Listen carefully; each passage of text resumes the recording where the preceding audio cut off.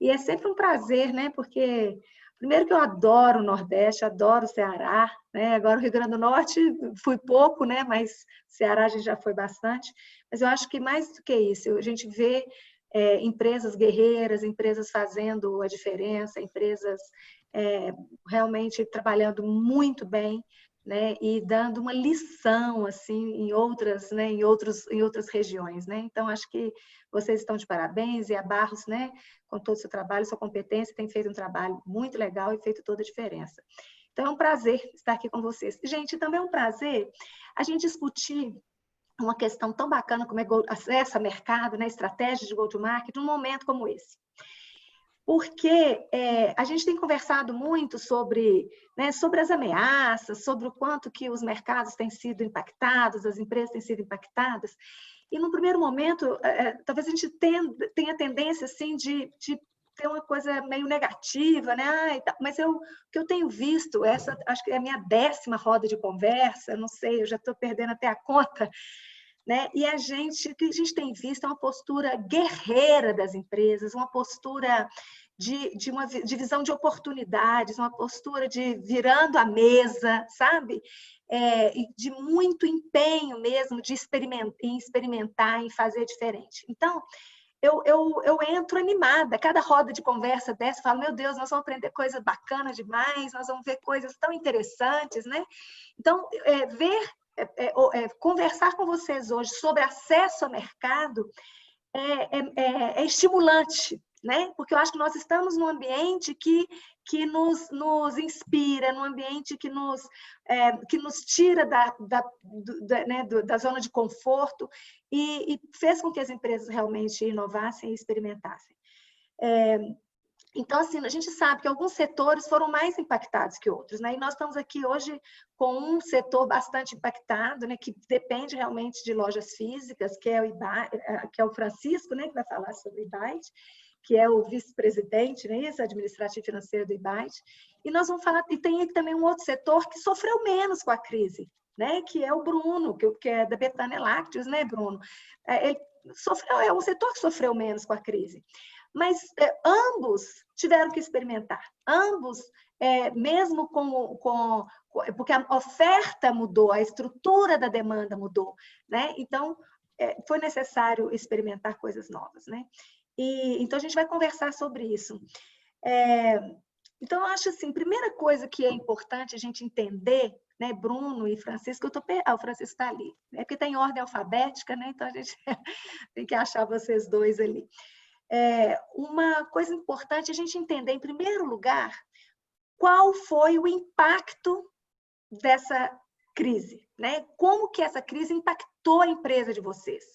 E se vocês puderem nos dar, assim, para compartilhar, não sei o quanto que as outras empresas conhecem de vocês, mas quiser falar brevemente, né, sobre a operação de vocês e aí falar, olha, então fomos impactados assim, né? Qual foi o impacto que essa crise gerou? Vamos pensar no Bruno? Depois o Francisco, vamos lá, Bruno? Como é que foi esse impacto? O impacto assim, no curto prazo. Como é que vocês, né, receberam isso aí? O que aconteceu na empresa de vocês? Obrigado, professora Áurea, Valdemar e grupo da Barros, Chiquinho e todos os demais colegas aqui, que eu estou vendo muitos rostinhos conhecidos aqui, poder aqui contar um pouco da nossa experiência e dividir e aprender, né? Que acho que uma das coisas positivas dessa pandemia é que a gente está sempre, talvez, mais juntos até aprendendo do que se estivesse em nossos momentos normais. Mas, professora, eu acho que a primeira e o maior impacto dessa crise se deu no moral do time inicialmente, né? Esse foi uma pandemia que gerou muito medo, incerteza, insegurança, né? Em sendo uma empresa que não parou, como é o nosso caso, a gente por dever de ofício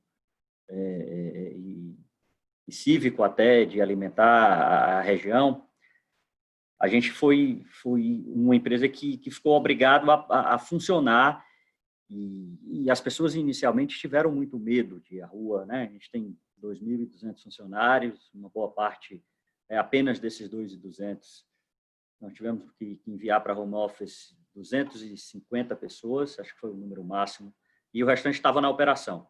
Então, tranquilizar esse time, né, tentar explicar, dar todo aquele aparato de segurança, no momento em que ninguém conhecia muito bem a doença, né, que era uma coisa nova para todos nós, e conseguir trazer desse time o melhor que tinha em cada um, foi talvez o maior desafio disso. Como você disse, a gente foi um setor que foi beneficiado. A gente estava, talvez, estamos até mais preparados para a crise econômica, né, que eu achava que iria passar inicialmente, mais do que, de fato, nós fomos impactados. Né? A primeira questão que, assim, inicialmente, por exemplo, aquela crise dos caminhoneiros para a indústria láctea foi muito mais danosa, porque quando ela encerra o fluxo de produtos, e nós estamos aqui falando de um produto perecível, né, que são captados em 3.000 fazendas diariamente, é um produto que precisa ser processado a cada 48 horas, porque senão apodrece, né, e você, a partir daquele momento que você tem a sua operação fechada, você, né, ou sem capacidade de receber embalagem, de expedir produtos, não foi muito bem esse caso que aconteceu aqui. Né? Então, as pessoas indo para casa e os comércios fechando, os nossos clientes também não entraram em crise. Né? Então, essa é uma coisa importante que se diga. O varejo de alimentos não teve crises, né? As pessoas, né, tiveram, talvez a frequência de loja diminuiu, e aí foi um dos primeiros aprendizados, né? O que é que vai acontecer com o nosso negócio? Eu sempre tive muito medo de uma queda de renda, porque as estatísticas dizem que a cada 1% na queda de renda per capita, cai 0,6% na queda de produtos lácteos. E o que se falava era que existia e que vai existir uma queda de 8%, né, no PIB, né, e talvez no PIB per capita mais ainda. Né, com essa quantidade de desemprego, vindo de uma região Nordeste, onde tem um percentual importante do PIB que advém do turismo, que esse é um setor que vai demorar. Então, o turismo gera muita renda aqui, gera muito influxo de pessoas e tal. A gente estava assim, poxa, esse negócio nosso vai cair 15%, e cair 15% numa empresa que tem uma estrutura de custo fixo como a nossa é devastador, porque você não consegue desmobilizar essa estrutura no prazo tão rápido. Então, a primeira solução foi: coloca o que você puder de crédito, né, de caixa para dentro, respira fundo e vamos para frente, porque, né, pode ser que seja duro, mas com caixa dá para você passar. Sem caixa que realmente não é, ninguém vai conseguir. Então, essa foi a primeira decisão que foi tomada. E aí, o que aconteceu logo depois foi uma verdadeira corrida às gôndolas de supermercado, as pessoas com medo de faltar produtos, né, foram às gôndolas de supermercado e compraram tudo que tinha. Uma segunda fase foi, poxa, como é que a gente reabastece esse mercado? E aí, ao longo desses 3 meses, tem muitos ensinamentos, né? Começa a mudar o mix de produtos, né? O mix on the go, que é aquele produto que você compra na rua, o produto individual, né? Ele cai um pouco, né? Você começa a ter mais produtos familiares, mais embalagens família, né? O consumo de leite cresce muito, o café da manhã toma uma importância maior dentro de casa, tem menos concorrência com Coca-Cola, com sucos, com outros produtos desse tipo. Você normalmente vê isso na rua. Então, quando você está em casa, o lácteo se beneficia do fato. Então, houve logo depois um aumento muito forte no consumo. Mas, por exemplo, indústrias que tinham o seu negócio muito fortemente voltado para atender restaurantes, e notadamente a indústria de queijo, que tinha praticamente 50% do seu negócio atendendo restaurantes, que eram barras de queijo mussarela, produtos para food service, essas sim sofreram profundamente. Não foi muito o nosso caso, porque somente 2% do nosso negócio é food service. E o que teve foi um medo de que pudesse, com a ausência desse mercado de food service, sobrasse muito matéria-prima, muito leite no mercado e fizesse o preço dos outros produtos caírem. Mas ainda não foi isso que aconteceu. Então, nesse exato momento, o que está acontecendo no mercado de lácteos é que os R$600, essa é a única forma que eu consigo compreender, esses R$600 está trazendo, no nosso caso, um crescimento gigantesco de demanda. Né? E está nos dando dor de cabeça de como é que a gente vai conseguir atender os clientes, porque está todo mundo, né, se alimentando de leite e de lácteos, e a indústria não estava, as vaquinhas não estão sabendo que tinha pandemia 3 meses atrás, o que tem R$600 agora, elas continuam produzindo mais ou menos a mesma coisa, né? E leite é sempre assim, o olho no peixe, o olho no gato, nunca você tem leite suficiente, ou está sempre faltando ou está sempre sobrando. Então, a gente agora, há 2 meses atrás estava faltando, agora estava sobrando, agora está faltando. Então, conseguir manejar esse fluxo é o nosso desafio, né? Em tão pouco tempo. Isso é o que está tirando a nossa dor de cabeça. Vamos só para a gente poder pontuar, porque você falou com tanta coisa bacana, eu acho que está todo mundo meio assim, que eu penso sempre que tem alguém anotando, né? Para a gente poder entender melhor tudo o que está acontecendo. Olha só, a primeira coisa que você falou internamente, né, vocês tiveram que se adequar, mas eu acho que essas questões sanitárias, principalmente na indústria de alimentos, elas já vinham muito bem trabalhadas, sempre foram muito bem trabalhadas, né? Uhum. Então, mas foi necessário ter um cuidado com as pessoas. E aí você falou de canais, isso que eu queria, vamos pensar primeiro em canais, depois eu sei que em outro momento eu vou te perguntar sobre detalhes sobre isso. Mas você disse o seguinte, a gente sabe, né, o canal Food Service deu uma fechada, mas vocês não eram muito fortes nesse, isso não representava muito no negócio de vocês, é isso? Você havia me falado? Isso, 2%. 2%, né? E que realmente onde vocês atuam é supermercados e tudo, não é isso? E que houve uma corrida para esses supermercados e tal, mas que houve uma mudança no mix de produto, mas mix de produto nós vamos trabalhar daqui a pouquinho, mas em canais. Então, esses supermercados, mas você havia me dito que tem outros canais, né? Quer dizer, as pessoas mudaram o local de compra, elas continuaram comprando nos mesmos canais em que elas compravam antes? Como é que você percebeu isso nos canais? O que a gente tem observado é uma mudança muito grande, muito drástica para o canal de vizinhança, né?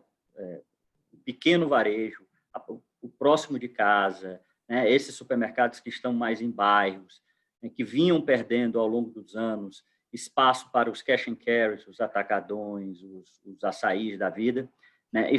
Estão voltando a crescer e de forma muito, muito forte. Né? A gente quase não está tendo, por exemplo, crescimento de vendas em mercados como o atacadão e açaí, e mercados de supermercado de bairro está crescendo 30%. Nossa. Então, isso nos obriga. A gente já era parte da nossa estratégia ser uma empresa pulverizada. Então, nesse momento, a gente também foi beneficiado. A gente não trabalhava com distribuidor, a gente tem equipe própria que atende 35 mil pontos de venda. E quando você está nesse momento, e que você já eram seus clientes, o que eles fizeram foi comprar, aumentar a compra. Então, nós tivemos um desafio inicial. Poxa, vai ter ou não vai ter crise? Aumenta ou não aumenta o crédito desse pequeno varejista? Essa também foi uma questão que veio à tona, né? Como é que a gente... Poxa, o que se fala é que faltava crédito para pequena empresa no Brasil, faltava crédito para o varejo, né? Mas ficou logo muito claro que o varejo de alimentos não entrou na crise da mesma forma que pequenas outras empresas de outros ramos entraram.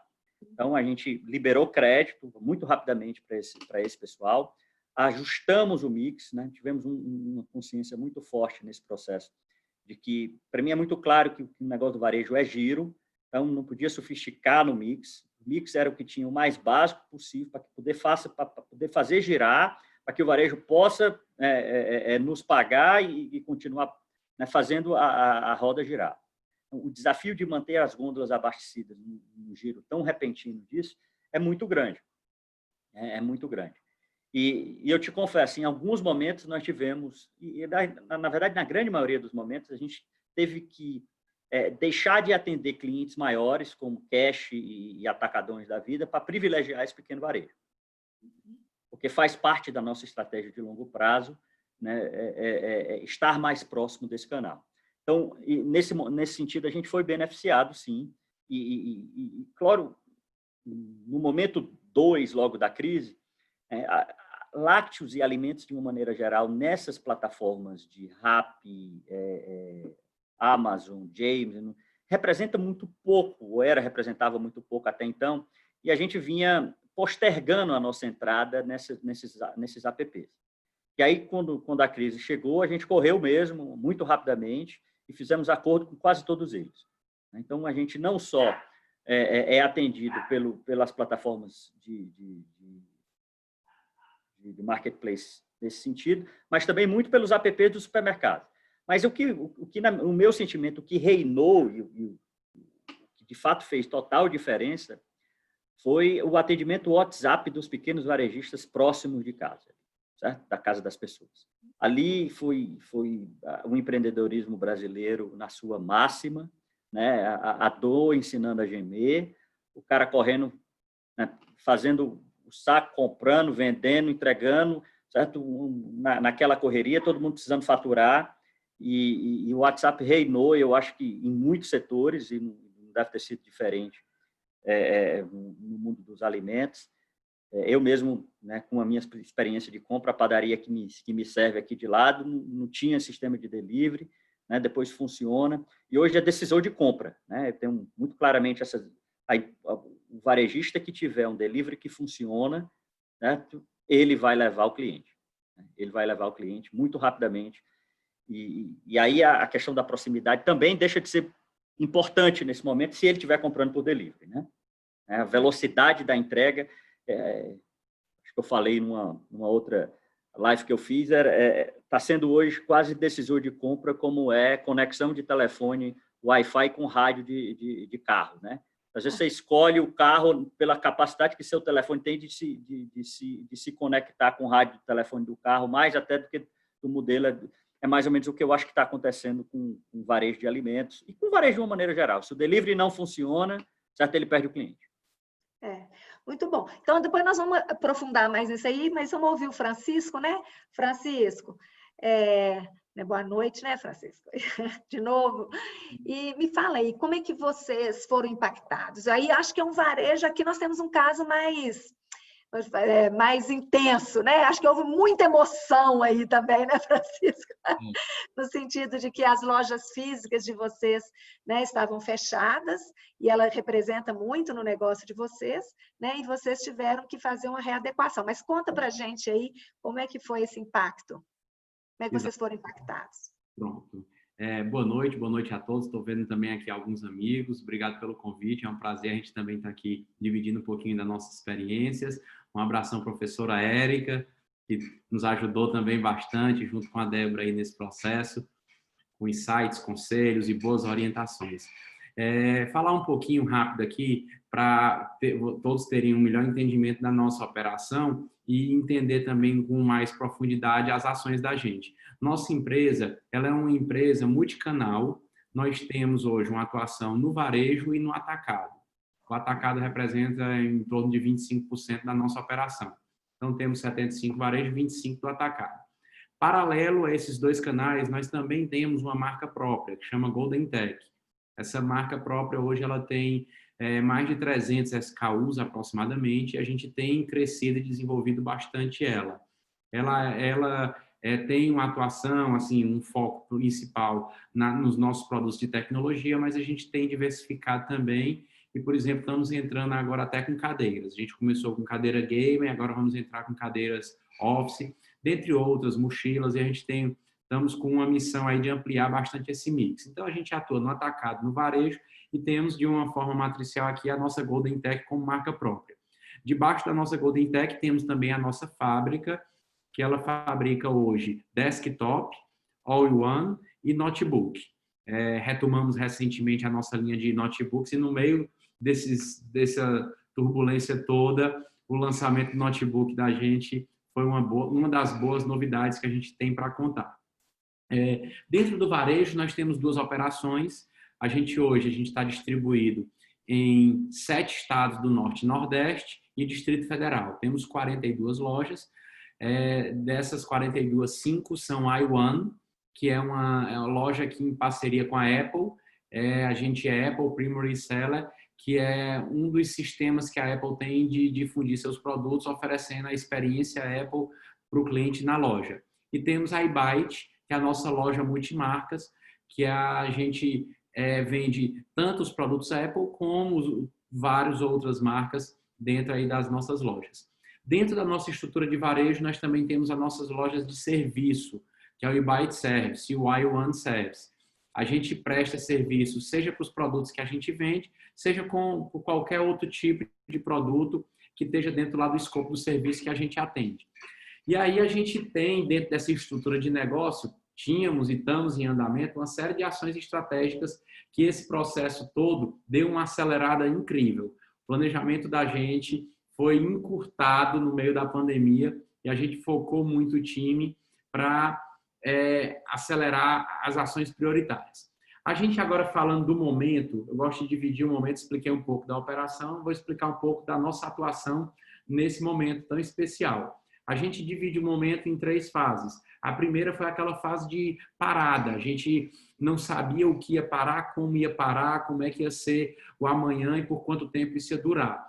Depois que a gente estruturou o momento de parada, o momento de como conviver e como operacionalizar o que era possível dentro daquele cenário. E o terceiro momento é o que a gente está vivendo agora, que a gente olha já o momento de saída, o momento em que a gente já está reabrindo para esse novo momento. Então, a gente divide nossas ações dessas 3 formas. Na primeira fase, a gente criou 3 grandes alicerces para atuar. O primeiro, caixa. A gente teve uma atenção especial de saber como é que a gente ia administrar o caixa, como é que ia ser o tempo que a gente iria suportar diante daquela estrutura, quais cuidados precisaríamos ter, né? E aí tomamos algumas ações nessa frente. A segunda, as pessoas, como é que nós íamos lidar com as pessoas, acolher. Nós, de uma forma geral, temos um time muito especial e não imaginávamos ser diferente. Esse time foi muito guerreiro, está sendo muito guerreiro. Eu gosto muito de olhar para tudo que acontece na nossa vida sob uma ótica positiva. Eu acredito que nada nos aconteça que não seja para um bem muito maior do que aquele problema que a gente está vivendo. Então, a gente precisa olhar para tudo com essa visão, buscando oportunidades, buscando as coisas boas que isso tem nos oferecer. E uma das coisas boas que isso nos ofereceu é o engajamento das pessoas, a determinação das pessoas em quererem fazer o seu melhor naquilo, a ajuda entre si, a ajuda entre os setores, a ajuda entre os colegas ou até de áreas bem distantes daquelas. A gente sentiu muito esse clima de união dentro da empresa. Então, o segundo pilar foram como é que a gente ia administrar, como é que ia ser a questão das suspensões que iríamos ter que administrar, enfim. E o terceiro é como é que a gente ia estruturar os nossos pontos de atendimento e o cliente e entregar as nossas soluções para os nossos clientes, né? Seja nas plataformas de tecnologia, seja nas plataformas de contato, de comunicação, de rede social, seja na nossa logística, que a gente teve uma atuação e nos reinventamos muito rápido, como o Brunão falou aí, a entrega foi e continuará sendo um dos grandes diferenciais. Então, a gente criou alternativas, a gente criou serviços novos. Então, foi realmente bem intenso. Atuamos nessas 3 frentes e fizemos uma série de ações nas 3 frentes. O segundo momento era um momento em que a gente já estava identificando o que é que ia funcionar e começamos a estruturar atendimento WhatsApp. Como é que a gente amplia a nossa base de atendimento para poder acolher os clientes e a gente começar a vender. Atendimento nas redes sociais. Como eu falei, no atacado nós vendemos para o corporativo, vendemos para a DI. Tivemos um crescimento significativo em alguns desses canais. Muitas empresas buscando produtos para estruturar o seu home office. Depois, quando teve a volta não, né? A retomada das aulas através do ensino à distância, a gente teve um outro boom de procura. Então, na medida que essas necessidades e essas oportunidades iam surgindo, a gente ia estruturando esses canais de atendimento para poder atuar. Tivemos crescimento nesses canais expressivos, batemos vários recordes, né? Nesses canais, principalmente do atacado ou de contato com o cliente pelo site, pelo WhatsApp, por redes sociais e tal. Explica, Francisco, só para a gente poder entrar um pouquinho mais nesses canais, que eu acho que essa é uma grande curiosidade aqui. Me explica para a gente essa reestruturação. Você falou que é a reestruturação da demanda, né? Desse volume aí. Então, vocês, por exemplo, enfatizaram muito o corporativo, né? Isso aumentou muito o apoio às empresas, não foi? Para ajudar essas empresas no home office. Exato. Foi um dos canais que a gente teve um bom crescimento. E outros que vocês tiveram um bom crescimento? A gente teve crescimento no corporativo, tivemos um crescimento não tão grande quanto no corporativo, mas tivemos na DI, na distribuição. Tivemos um crescimento nesse atendimento ao WhatsApp, que foi bem significativo e bastante... Os vendedores, conta pra gente quem estava vendendo pelo WhatsApp. Pronto. Nós temos uma equipe de retaguarda que atua vendendo para o WhatsApp. Dentro desse momento, nós trouxemos consultores e trouxemos gerentes de loja, ampliamos a estrutura da plataforma e colocamos eles para atuarem como consultores vendedores dos nossos produtos. Junto com isso, nós também fizemos a mudança da nossa plataforma. Já fazia parte do planejamento da gente mudar a plataforma da gente, que era na Magento, nós mudamos para a Vetex, que é uma das maiores plataformas da América Latina, e mudamos isso. E eu até falo, a gente mudou os aviões, os motores do avião em voo e numa grande turbulência. Porque nós fizemos essa mudança no dia 12 de maio, todo mundo sabe que fazer uma mudança de sistema, uma mudança de plataforma é delicado, e graças a Deus deu certo, tivemos alguns ajustes que é natural e estamos aí operando. Mas aí nessa mudança, a gente também tinha uma característica, nós conectamos todos os nossos colaboradores para serem vendedores e consultores juntos. A gente criou a solução, na verdade nós tínhamos essa solução e ela foi uma das que foi tracionada pelo momento, de todo consultor nosso, ele pode baixar alguns arquivos nossos com promoções, com encartes, e disparar pelas suas redes sociais, pelas suas mídias, e cliente clicando lá no envio daquela pessoa, ele passa a computar um bônus e a comissão para aquela pessoa, ele tem um ganho sobre isso. Então, foi um dos movimentos que a gente fez, engajamos todo um time para isso, então a gente chegou a ter mais de 70 pessoas trabalhando no home office, mas vendendo, buscando o cliente nas suas casas, nas suas empresas, onde fosse possível. E aí foi também um dos motivos que deu uma tracionada nas nossas vendas digitais, né?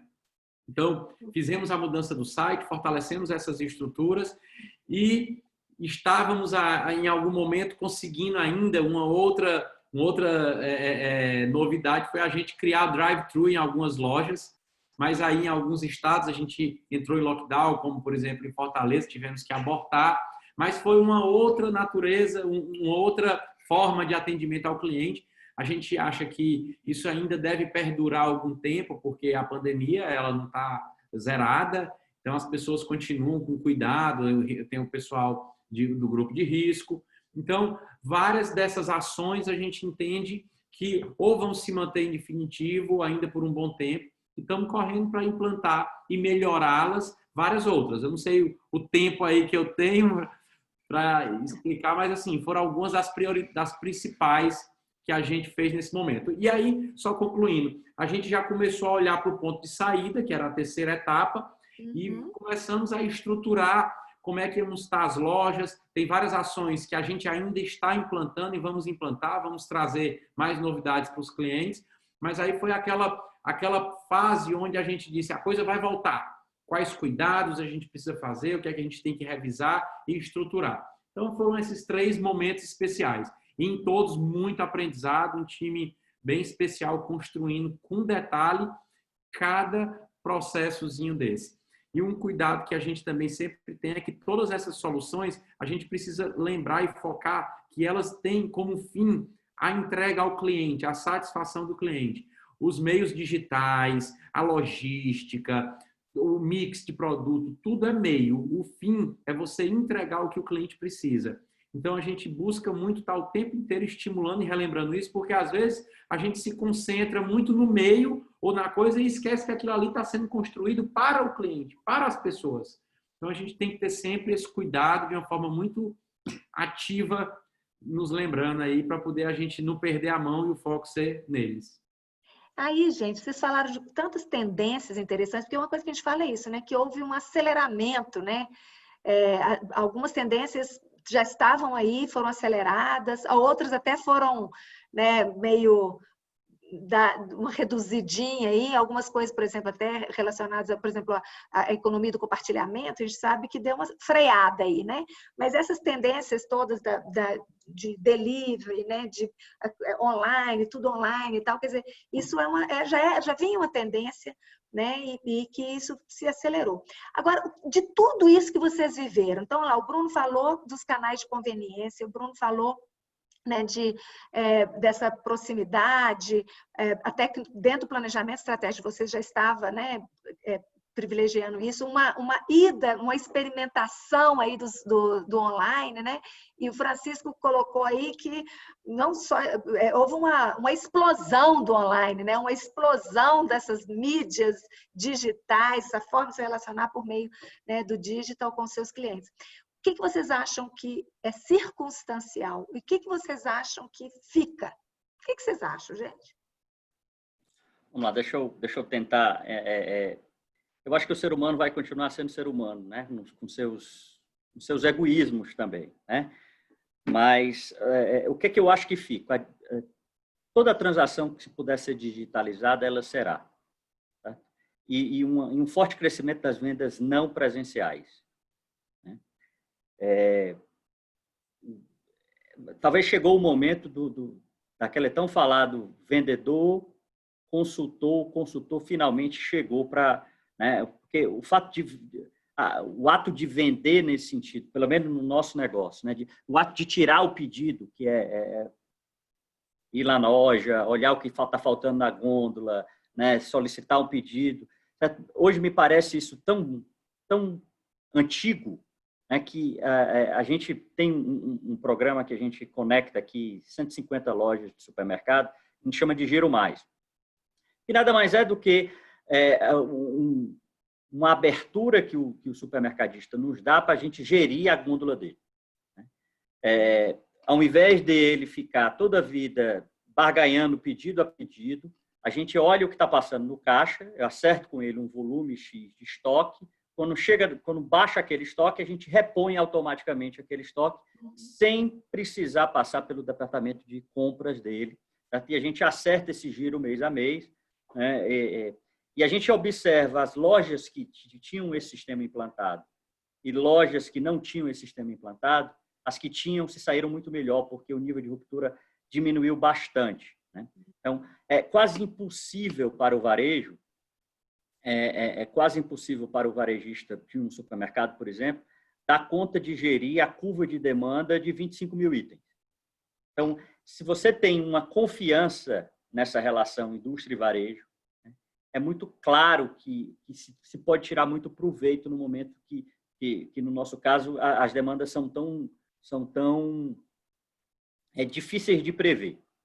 Então, acho que, nesse sentido, as vendas não presenciais e as trocas de digitalização de estoques, né, essa transparência, tende a ser super necessária agora. Chegou o momento de isso acontecer. E aí, eu queria... Você está falando muito do cliente, né? Mas nós temos um outro lado, que é o relacionamento com os produtores de leite. E a gente sempre tinha uma visão de que era um elo mais fraco da cadeia, o pessoal com menos acesso à internet e tudo mais, e a gente, poxa, como se surpreendeu.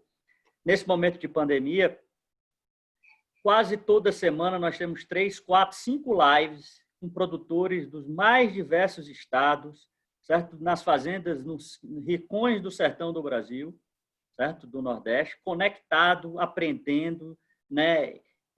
Trocando ideias, querendo conhecer. Aos que não tinham celular, a gente foi lá, vendeu, trocou celular por leite. Ou seja, existe... e é sem brincadeira, acesso a smartphone era um problema. As pessoas até tinham celular, mas não tinham smartphone, que não podia colocar o Zoom e tudo mais. E a gente aprendeu que todo mundo hoje aceita a tecnologia de uma maneira muito bacana. Né?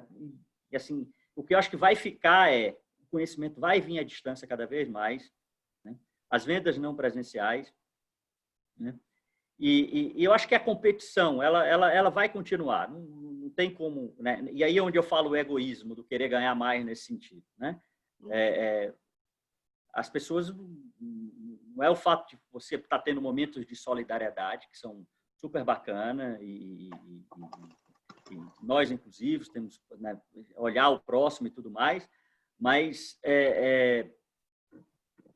tem um pouco desse processo de a competição não vai diminuir, pelo contrário, ela vai aumentar, porque a gente sempre acha que solidariedade e competição pode, não sei, talvez tivesse, né, um sentimento assim, mas é isso que eu acho que vai ficar. Né? Mais acesso, né? Talvez outros novos produtos, novos players podem entrar, quer dizer, existe uma facilidade maior até de entrada no mercado. Cai a barreira, né? A partir do momento a barreira. E uma coisa que eu também observei, né?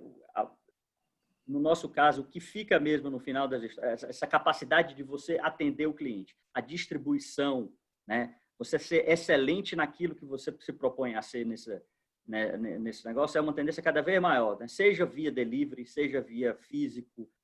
As empresas que tiverem o domínio dessa cadeia se sairão muito melhor. Porque, no fundo, se você imaginar a Amazon, que seria ser o sonho de qualquer, deveria ser, não um sonho, mas o benchmark de qualquer indústria que chega ao consumidor, seja varejo, ou seja, busca chegar no cliente com a velocidade e com a facilidade que a Amazon consegue chegar. Uhum. Pessoal, o Alexandre Pinheiro aqui comenta que a digitalização das relações serão cada vez maiores, com fornecedor, cliente, colaborador, nesse processo. E o Walter Galdino, uma pergunta: a famosa indústria 4.0 já chegou ou ainda é uma teoria longe de ser alcançada?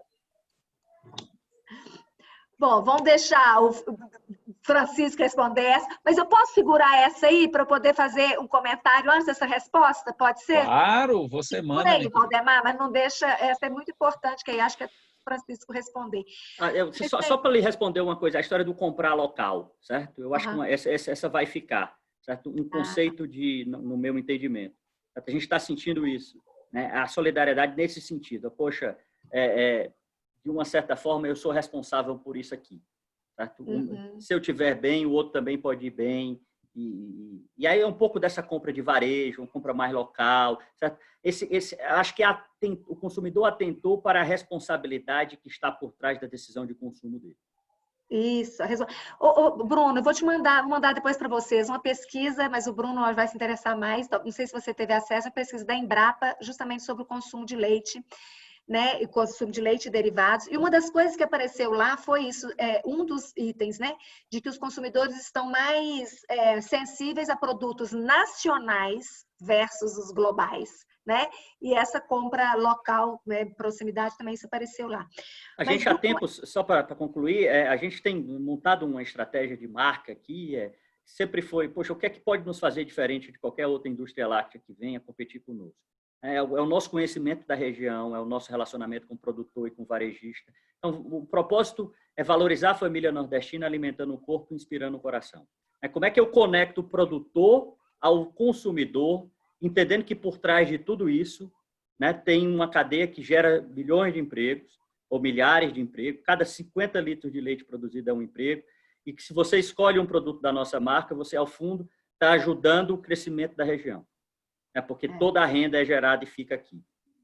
Então, esse conceito do local que parece etéreo um pouco, né? Eu acho que num momento como esse ele volta fortalecido. É o impacto social que vem, a gente ouviu muito isso durante essa pandemia, a responsabilidade das marcas, essa responsabilidade social, o consumidor espera muito que as empresas, né, ela quer comprar o produto, mas ela quer entregar o dinheiro dela e quer saber o que aquela empresa está fazendo com aquele dinheiro dela, né? Consumo consciente, né? A sociedade e tudo mais, quer dizer, o consumidor espera muito das marcas. Mas eu queria só enfatizar um ponto, antes da gente passar a bola para o Francisco, sobre essa questão do que você colocou, dessa digitalização e cada vez o papel desse vendedor, né, o vendedor versus consultor, e que isso talvez possa ser substituído por essa reposição automática, né? Em algumas entrevistas que nós temos feito também, surgiu muito essa questão, mas a gente tratou assim, que existe um momento do automático, que pode ser a distância, pode ser reposição, mas existe um momento em que é necessário estabelecer a relação e que talvez, neste momento, ainda seja necessário essa pessoa. Então, por exemplo, não sei se vocês, por exemplo, o Netflix ou qualquer outro, eles, pela inteligência artificial, eles mandam para você automaticamente tudo aquilo que você já consome, manda. Tem dias que fala assim, gente, eu não quero mais ver a mesma coisa que eu sempre vi. Ele podia mandar alguma coisa diferente, né? Então, a inteligência artificial, muitas vezes, ela automatiza, mas talvez tenha um momento da inteligência, fala, peraí, o que mudou naquele mercado, naquele cliente meu? Apareceu um novo concorrente, eu posso estimular um novo produto, aí sim talvez seja importante associar, aí entra esse vendedor consultor, a força dele. Então, acho que é muito importante a gente entender o papel, né? Com certeza, a digitalização, onde pudermos digitalizar, porque isso torna eficiente, mas, ao mesmo tempo, a gente compreender muito essa jornada desse cliente e entender em que ponto precisa mesmo ser presencial, que ponto não precisa, né? E que a gente pode automatizar, experimentar o digital cada vez mais, né? Porque isso traz eficiência, né? Produtividade, custos mais baixos, tudo que a gente já sabe, né?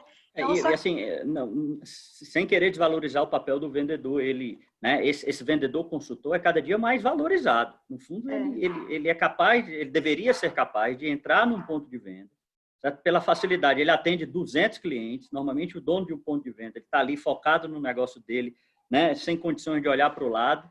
E o bom vendedor consultor é capaz de trazer os benchmarks dos 200 clientes e oferecer ao cara, olha, precifica assim, bota esse produto assim, né? Faz desse jeito, né? Faz o que a gente às vezes costuma dizer, difunde um pouco por inveja, tá? Fulano está ganhando dinheiro porque ele fez assim, vai lá ver, entendeu? Esse tipo de coisa que é o papel que um bom consultor vendedor tem capaz de fazer. E cada vez menos tirador de pedido e cada vez mais um orientador do seu cliente. Muito bom.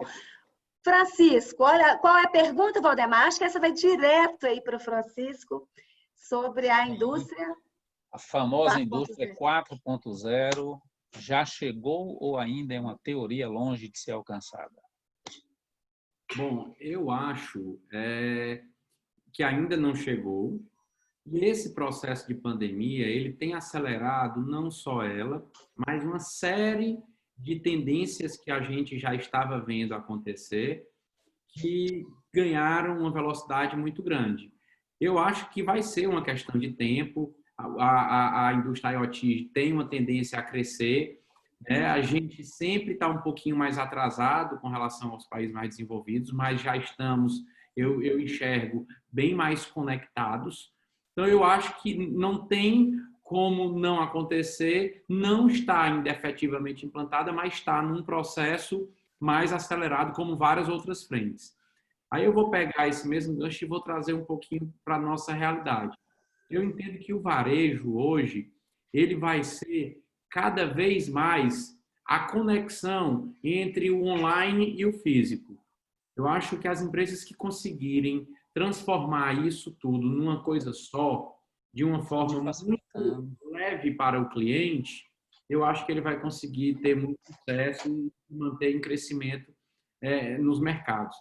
E aí você vê, as soluções digitais, elas têm crescido bastante e vai com certeza continuar crescendo. Isso tracionou esse exemplo que eu falei de tração aí nas tendências. O varejo de e-commerce nos Estados Unidos, nos últimos anos, ele crescia 1% ao ano de participação. Nos últimos 3 meses, ele cresceu 10 anos em 3 meses. Ele saltou de, acho que, 8% de participação para 18%. Né? É o exemplo claro dessa velocidade, dessa antecipação da tendência. E eu vejo que as lojas físicas, elas vão ter uma responsabilidade, um atributo muito mais forte da experiência do cliente. O cliente, ele vai querer a comodidade da entrega, da rapidez, da facilidade da compra, mas vão ter muitos produtos. No caso da gente, o cliente no site, ele não consegue ouvir o som, por exemplo, de uma caixa de som, ou ver com nitidez a qualidade de uma imagem de TV, ou esclarecer e pegar uma orientação melhor de um produto, de um roteador, de uma impressora. Então, assim, existe uma série de atributos que as lojas físicas precisam se apropriar. A experiência, a degustação do produto, a entrega como ponto de entrega para várias outras frentes de venda, a questão dos serviços, a questão do vendedor consultor, da orientação. Então, tem uma série de questões que a loja física precisa se apropriar mais ainda, e isso conectado com o digital, eu acho que vai ser a tendência do varejo e tem que ser acelerada. Eu acho que... É um omnichannel, né? Você é em torno do cliente, ele vai ter uma experiência muito rica, né? E é importante que a empresa tenha uma visão desse cliente em todos os seus canais, né? E elas têm que se conectar. E assim oferecer uma experiência bárbara para o cliente, né? Porque ele pode comprar no lugar, buscar na loja, ir na loja experimentar, comprar online, né? Ele pode... Multiplicam-se as possibilidades, né? A empresa precisa... Essa conexão entre as duas áreas, online e offline, precisa ser uma coisa só. E precisa entender também que ela precisa saber onde o cliente dela está e ir buscar. Ela precisa ir buscar o cliente aonde ele está, com essa estrutura muito bem azeitadinha. Eu acho que algumas coisas que vieram para ficar, voltando para a primeira pergunta aí, eu acho que a questão da facilidade que o Bruno falou de compra, da compra fácil, é uma tendência que veio para ficar. A compra fácil, ela transcende ao digital, ela vai para todos os aspectos. A gente precisa ter essa facilidade de compra, oferecer essa facilidade de compra para o cliente. A entrega rápida e ágil e fácil também para o cliente, isso veio para ficar. O cliente tem degustado dessas soluções e ele não vai abrir mão mais disso, né? Eu vejo também que a questão da experiência home office vai trazer uma dinâmica para a parte de retaguarda das empresas muito grande. Então, você consegue até ampliar o leque de contratações, por exemplo, dependendo da função. A gente nunca se conectou tanto por essas plataformas e tem visto que muitas vezes essas conexões são até mais produtivas do que presencial, porque a gente acaba se policiando mais para a objetividade dos temas.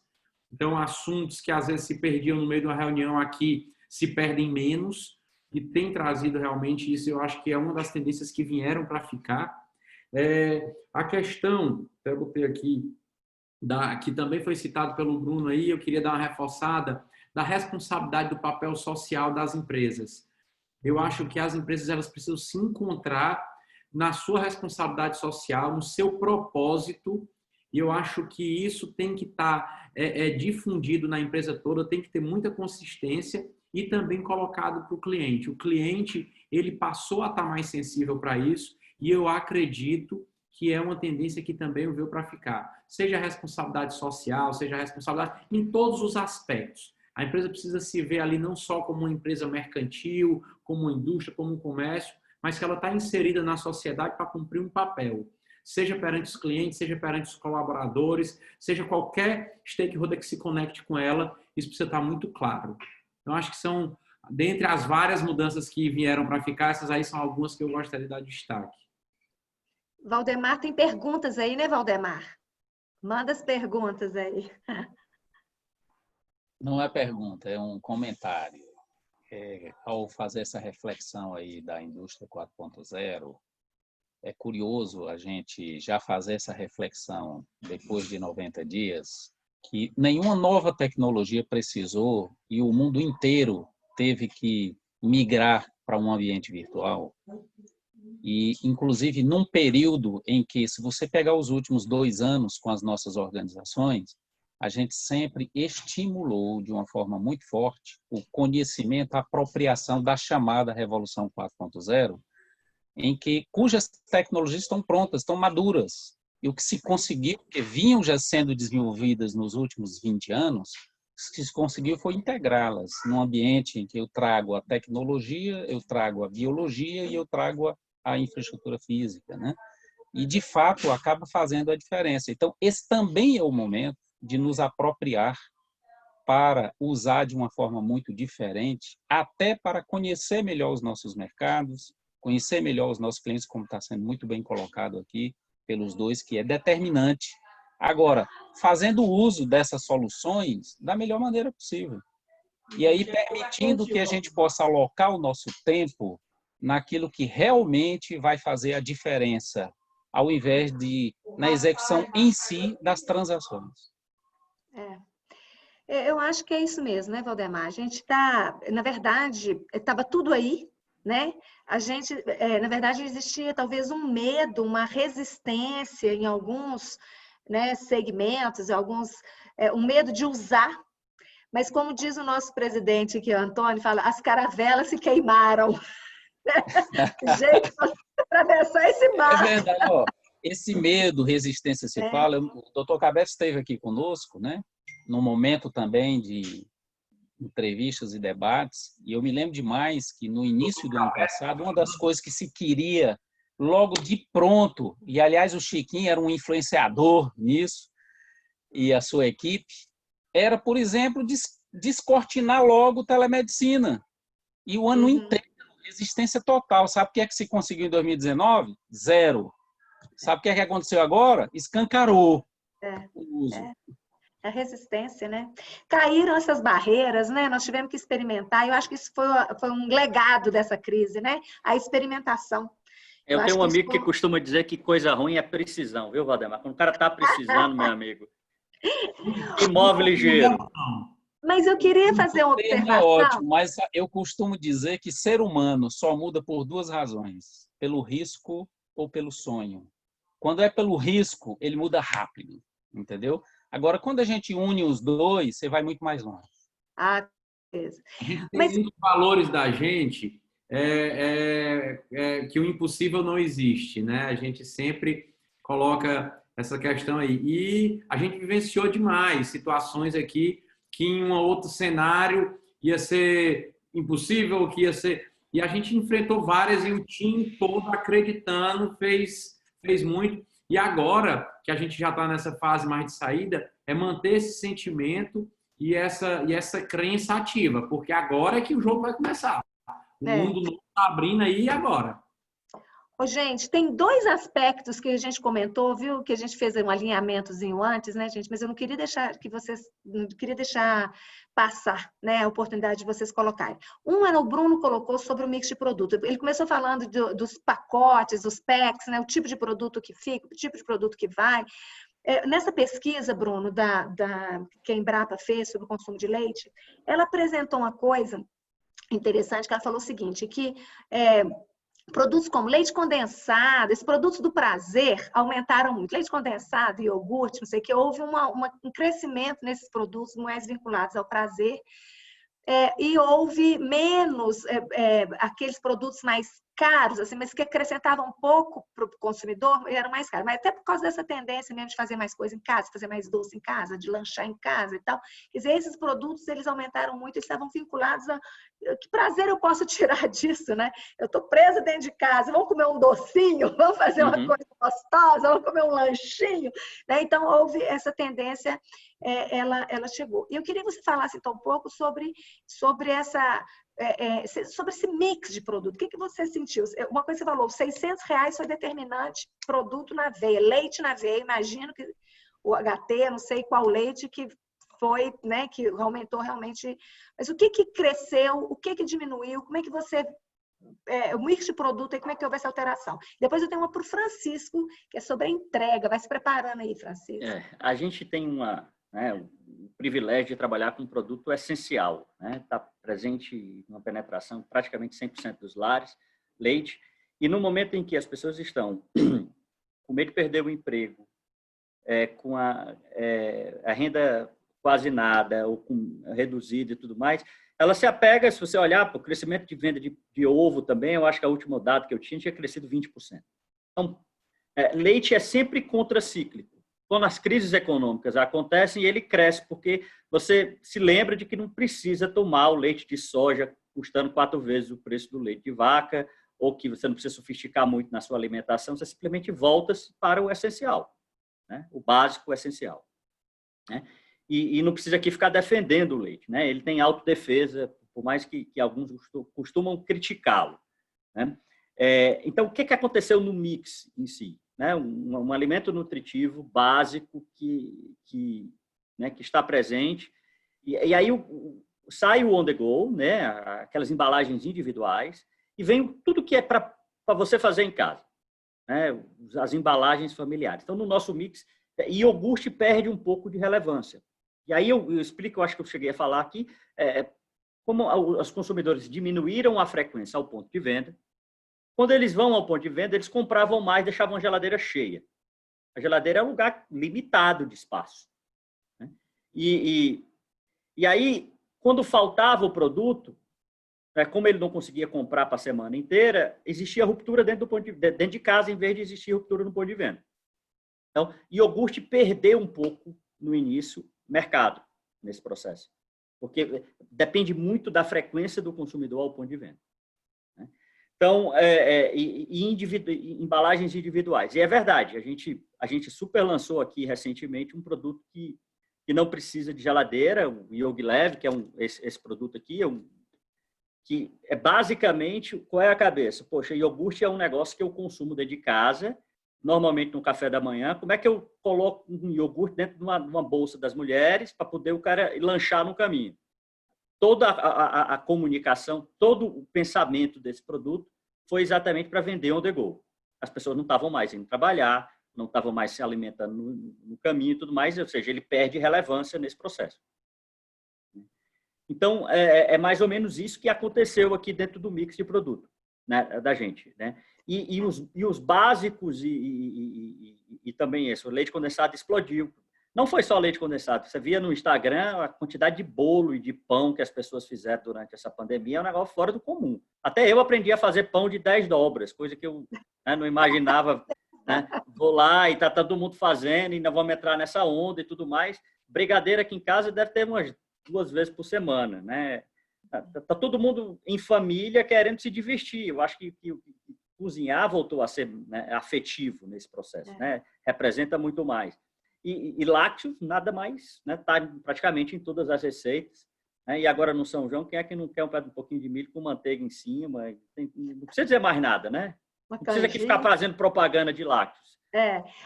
Talvez assim, o retorno, a gente imagina um consumidor com a renda mais restrita, talvez o mix de produto, né, das empresas, ela tenda realmente a ser produtos que entreguem valor com a relação custo-benefício, né, mais ajustada aí, porque realmente vai ter que caber, houve um empobrecimento, né? Então precisamos realmente rever o mix de produto. E aí, quando isso acontece, ele deixa de ir para o produto, né, hiper sofisticado e volta para o essencial. É isso aí. Eu tenho muito na cabeça, viu, professora Aura, que qual é o mercado que a gente atua. A gente está no Nordeste do Brasil, que é 25% da renda per capita do Brasil, de São Paulo, metade da renda per capita do país. Se sofisticar demais no mix de produto, não tem para quem vender. Não é porque ninguém gosta de comer a coisa boa no produto sofisticado, não. É porque não tem como pagar. Tá certo. Agora, o Francisco, é possível, para a gente poder fechar aí para os aprendizados, né? Não sei se tem perguntas, Valdemar. Vigia as perguntas aí, que eu vigio aqui. Francisco, é possível encantar o cliente? Assim, você falou alguma coisa sobre a entrega, né? E que foi muito importante, quer dizer, você colocou 3 coisas aqui, que são tendências que você acha que fica. A questão da facilidade, a questão da entrega rápida e a questão do home office, você acha que fica. E você deu importância, né, relevância aí da responsabilidade social das empresas, né, o impacto social das empresas. Mas sobre essa entrega, acho que vocês fizeram umas coisas bacanas aí na entrega. Conta pra gente. Uma das áreas que foi um destaque especial dentro desse processo todo foi a nossa logística. Nosso time, como um todo, se uniu muito, eles buscaram muitas alternativas. A gente foram muito demandados, então, assim, era buscando soluções, se reinventando nos processos que estavam em andamento, criando novos processos, novas frentes, ampliando o time. A gente trouxe pessoas de outras áreas para apoiar lá. Então, foram muitas ações, todas acontecendo graças ao engajamento das pessoas. Então, eu volto a dar esse destaque e a esse mérito a cada colaborador nosso, a nossa gestão de logística, que deu realmente uma atenção especial no momento. E aí, eu entendo, a gente criou alguns serviços novos, o eBite Express para entregar num espaço de tempo mais curto. A gente acabou surpreendendo clientes com entregas mais rápidas do que o previsto e tentando criar isso de uma certa forma numa velocidade maior. Criamos entregas em até 3 horas para os clientes. Então, assim, foram vários processos, várias frentes, buscando a satisfação do cliente e todo o time o tempo inteiro olhando para o que estava acontecendo e vendo o que é que eu faço para melhorar, o que é que eu faço para melhorar.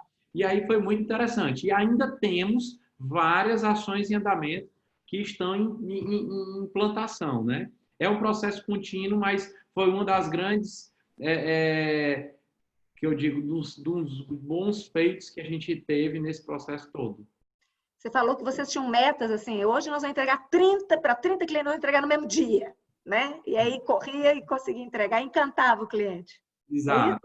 O time acabou definindo metas de surpresa para o cliente, identificando que hoje vamos surpreender, vamos antecipar, e antecipando essas entregas, o cliente ficava surpreso, e aí isso gerou tanto feedback positivo, foi bem bacana. No meio desse processo, todo mundo exausto, sem hora para trabalhar, correndo e fazendo as coisas acontecerem para o cliente da melhor forma.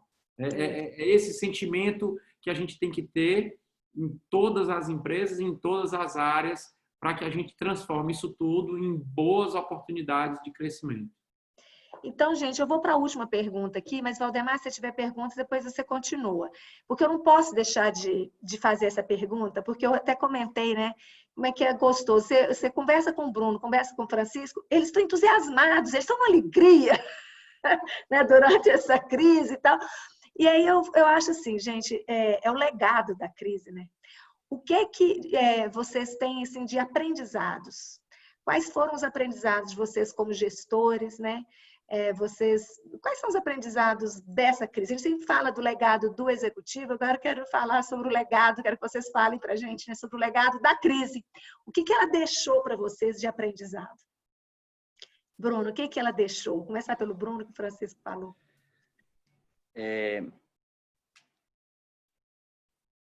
Primeiro que tudo passa, né? Mais uma vez, que toda vida que a gente se depara com a crise, essa incerteza, que às vezes é paralisante, a gente tem que se lembrar que tudo nessa vida passa, que nunca...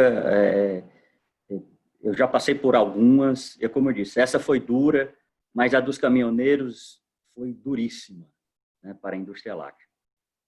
E que tem que estar super tranquilo nesse processo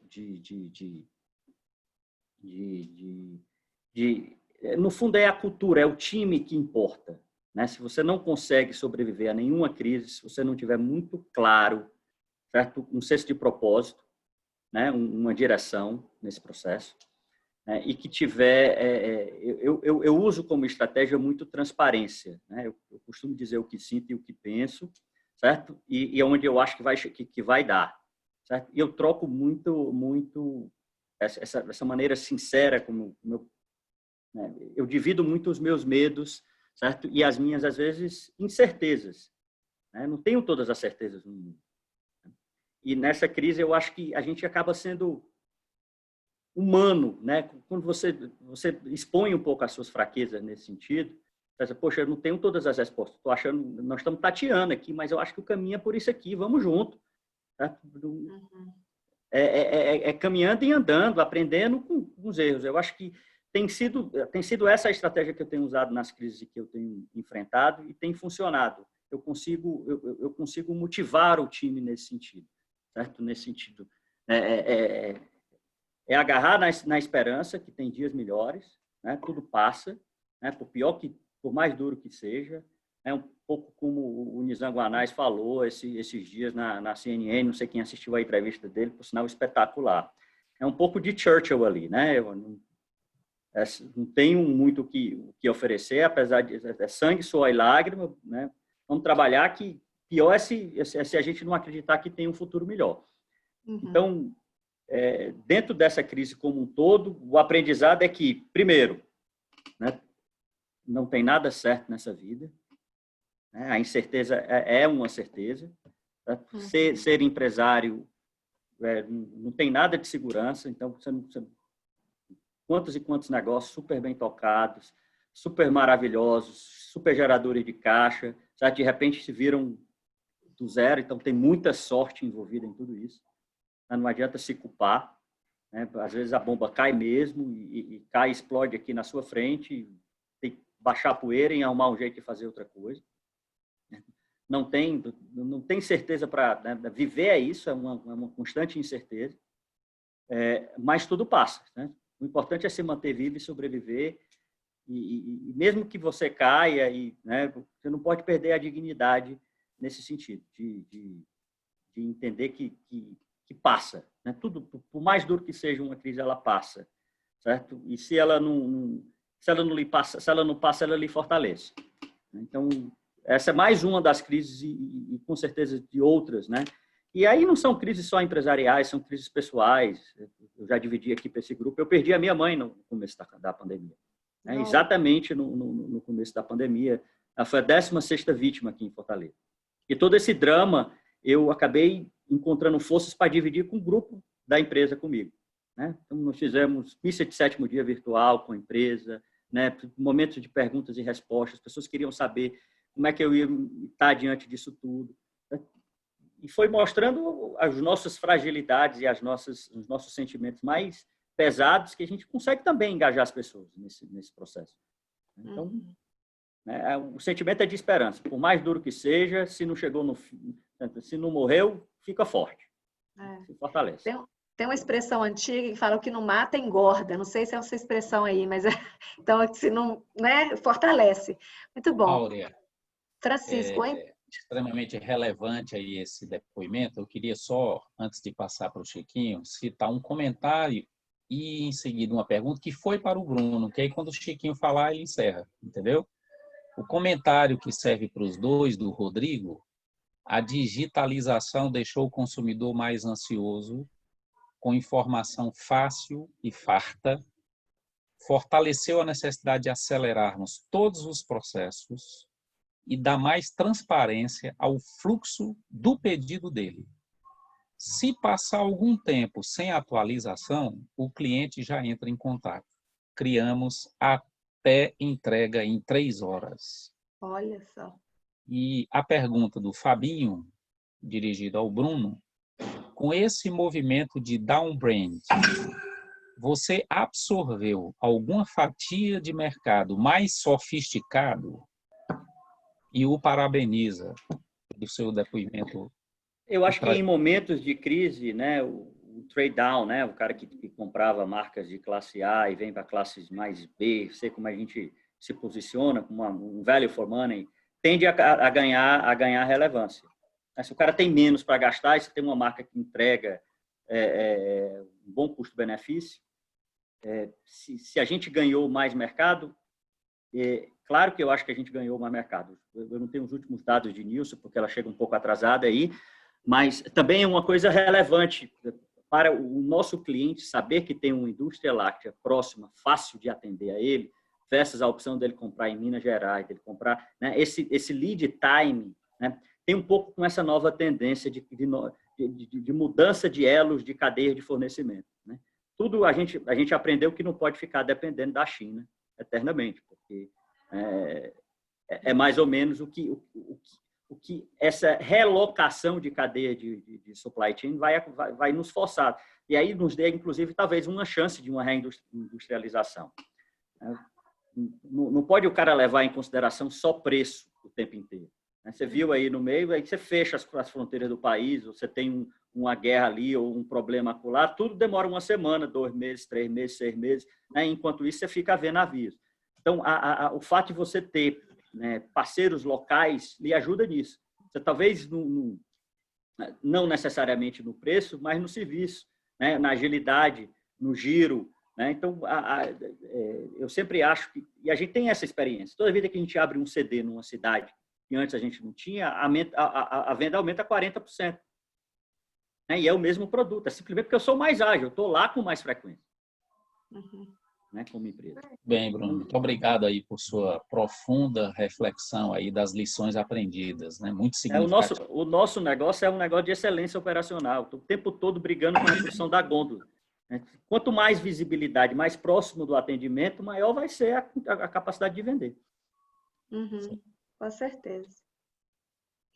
E, Francisco, quais são as lições? Qual é o legado dessa crise para vocês? É como eu falei, eu sempre busco olhar tudo na vida entendendo os bons sinais e os aprendizados que isso tem para nos trazer. Eu acho que são vários. Nós todos, como pessoa, como profissional, a gente fortalece realmente as nossas crenças e as nossas capacidades quando a gente consegue fazer determinadas entregas ao longo da nossa vida, né? E num momento como esse, a gente foi muito desafiado em todas as frentes, eu acho que da nossa vida. A gente foi colocado a viver uma situação inédita, seja do ponto de vista pessoal, do ponto de vista profissional, como executivo, como gestor. Então, alguns dos desafios, se nós não tivéssemos vivendo o que a gente viveu, a gente não teria a certeza, a segurança da nossa real capacidade de enfrentar eles, né? E eu acho que um dos grandes legados é a gente ter a oportunidade de enfrentar todos esses desafios e nos provar que somos capazes de superá-los. E isso nos dá uma segurança como pessoa e como profissional incrível. É uma oportunidade ímpar a gente poder viver isso tudo e conseguir superar tantas questões inéditas em várias frentes. Então, eu acho esse um dos grandes legados que esse momento todo tem nos deixado. Tem aquela frase que diz que marinheiro bom só é feito em mar revolto, né? Então, a gente realmente viveu momentos bem intensos e em todas as frentes, a gente, de alguma forma, com união, com cobrança, com engajamento, a gente conseguiu encontrar soluções. Eu acho esse um dos grandes legados. Um outro que eu vejo também e que eu acredito muito, existem dúvidas se isso vai se manter ou não, mas eu tanto acredito como tenho esperança, que é a melhora da empatia, da empatia, o cuidado com o próximo, a união em algumas pessoas. Eu acho que eu vi isso acontecendo de uma forma bem mais intensa, seja por pessoas, seja por empresas, se preocupando mais com o outro. Então, eu acredito que isso possa também vir para ficar, talvez não na intensidade como alguns acreditam, mas espero que sim, né?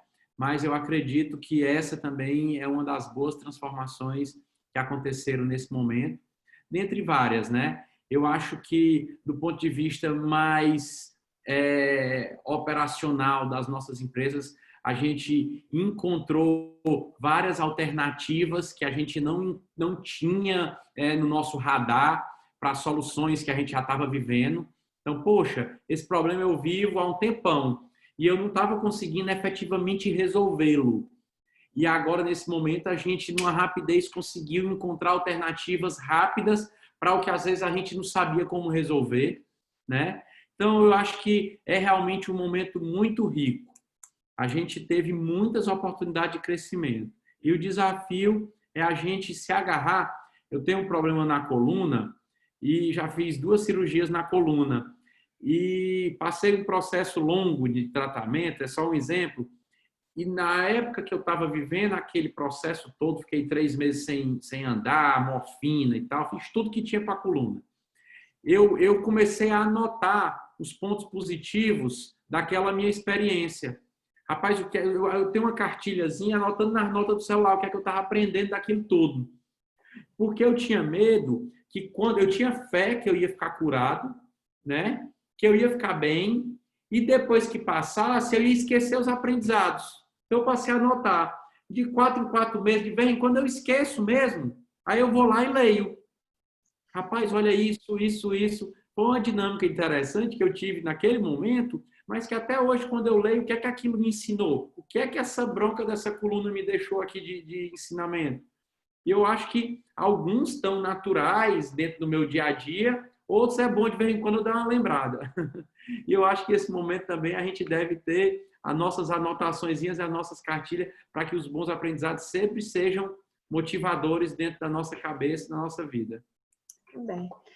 Valdemar, eu encerro aqui a minha participação, mas eu te agradeço, porque é um privilégio, né? Ouvir essas coisas, né? Ouvir e ver assim, que é aquilo que não mata engorda, né?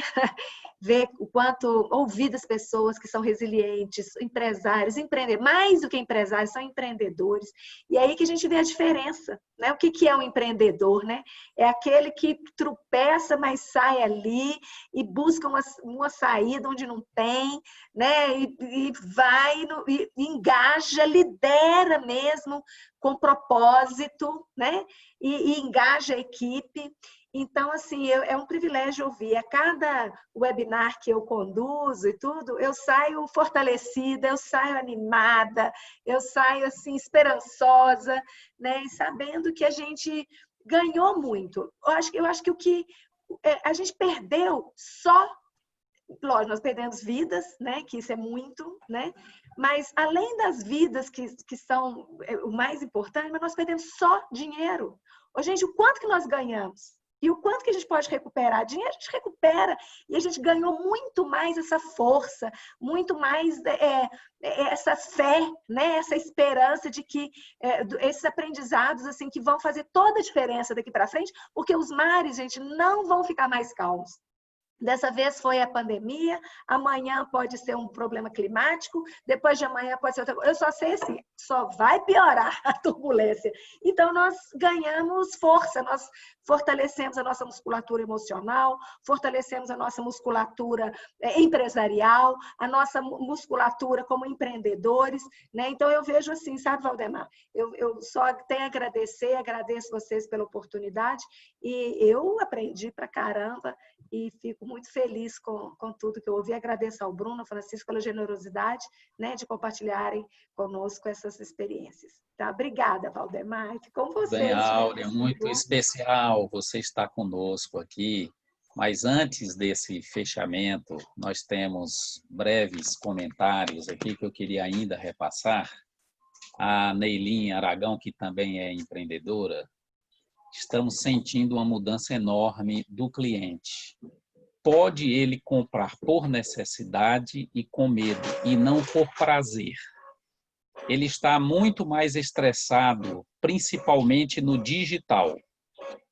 O Chico tem esse mesmo sentimento e ela parabeniza aos meninos grandes, Chico e Bruno, que estou assistindo com minhas filhas e estamos aprendendo horrores. Obrigado.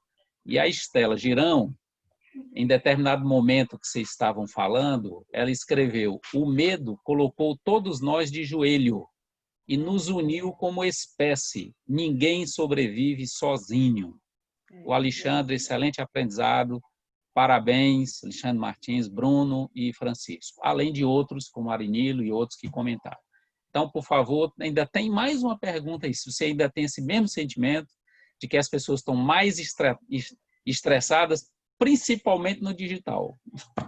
Oi, Nelly, um abração.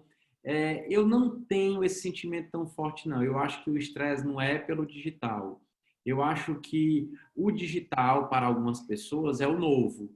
E quando você está enfrentando o novo, é natural que você tenha algum tipo de ansiedade, alguma dificuldade e tal.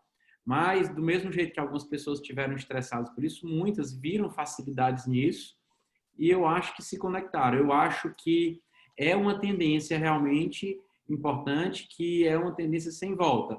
Mas eu volto a falar, eu acho que ela não vai excluir o mundo físico, ela vai ser uma junção das duas coisas e elas, o físico e o digital, unidos, tentando entregar a melhor solução para os clientes. Eu acho que esse é o caminho, né? E um ou outro estresse, da forma que ela pode ter o estresse no digital, ela pode ter o estresse no físico. Estávamos todos ansiosos nesse momento todo. Eu acho que a gente precisa enxergar com essa conexão das duas áreas como um desafio importante a ser perseguido e ser cada vez mais aprimorado. Bem, então, pessoal, a vocês dois, nós agradecemos imensamente. Tivemos realmente uma noite, até o momento, riquíssima. com trocas de experiências muito pujantes, relevantes, de pessoas com coragem, que promovem transformação, que envolvem as pessoas, engajam, que dão sentido claro de propósito, de direção, que não se dobram às adversidades, né? E isso, sem dúvida, é muito importante na nossa vida, sentir de persistência, de perseverança. Foi lindo demais a gente ver esses 2 depoimentos finais das lições aprendidas, né? O Bruno lembrando que tudo passa, né? Importância de senso de propósito, direção, transparência. A gente, de fato, divide os nossos medos, incertezas, nos agarramos na esperança e conduzimos juntos, inclusive destacando que a incerteza é a certeza que nós temos, né? E o Chiquinho trazendo atenção à importância de entender os bons sinais e aprendizados num processo difícil, de situações inéditas como essas, mas de fortalecer crenças, capacidades, de aumentar a nossa capacidade de entrega, até nos provar de que somos capazes de superar questões, olhar para trás e ver, puxa, nós, nossa equipe, conseguimos. E aí conclama para a importância da união, do engajamento, da melhoria da empatia, né, do cuidado com o próximo, da união das pessoas, e os 2 trazem um depoimento pessoal, né? Um depoimento duríssimo na vida de qualquer ser humano, que o Bruno e sua família vivenciou recentemente, e a gente muito de perto também tem sofrido bastante, e um depoimento pessoal do Chiquinho, de um tratamento complicado em vários momentos, né? Mas que teve a atenção de estar fazendo um registro. Eu até lhe diria que eu sou desse estilo, eu teria feito também esses registros, tá? Porque eu tenho também esse hábito desde a infância. Mas muito obrigado a vocês 2, e nós estamos previstos para um segundo momento, conforme anunciamos previamente, e eu vou abreviar esse momento e nos comprometer dos nossos gestores de relacionamento, orientadores técnicos e com as nossas participações sempre que possível, podermos fazer uma apresentação bem completa, detalhada, ponto a ponto, para que todos possamos nos apropriar desse novo momento. Gostaria que a Débora projetasse aí alguns quadros, e eu vou ser mais breve nesta apresentação, e as nossas dúvidas a gente pode tirar num segundo momento que a gente entender que seria fundamental a gente fazer, tá? A gente percebe aí logo num primeiro quadro o nosso programa PAEX, em que a gente está inserido, no primeiro quadro, a gente está inserido em um novo contexto. Primeiro quadro, por favor.